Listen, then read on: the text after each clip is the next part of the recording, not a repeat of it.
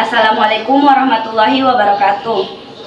Saya Anjani, NIM 222060035 dari kelas Agroindustri A2.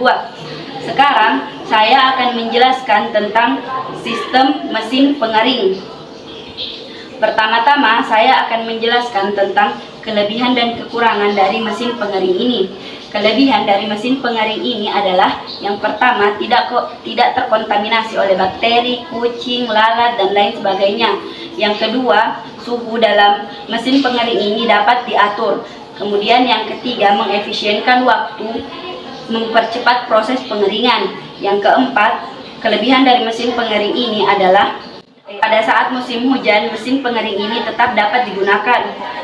Kemudian saya akan menjelaskan tentang kekurangan dari sistem mesin pengering ini.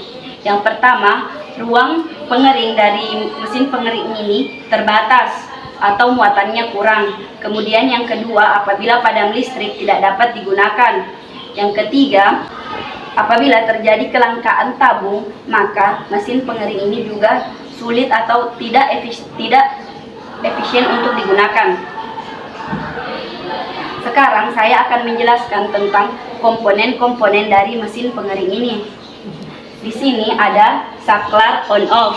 Di sini ada termokontrol.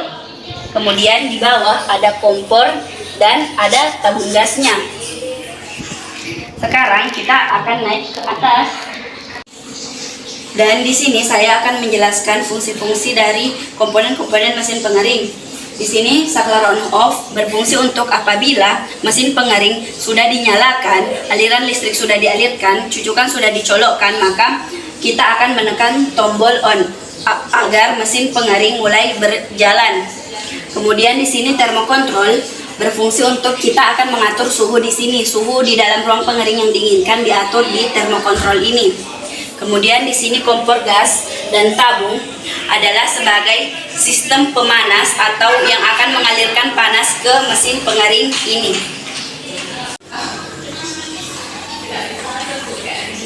Termostat berfungsi untuk memberi signal suhu atau memberitahukan bagaimana kondisi suhu yang ada di dalam ruang pengering. Kemudian di sini adalah kipas keong berfungsi untuk mengeluarkan udara panas dari ruang pengering apabila suhu di dalam ruang pengering melebihi suhu yang telah diatur pada termokontrol sebelumnya. Kemudian di sini ada solenoid atau katup yang berfungsi untuk membuka atau menutup aliran gas.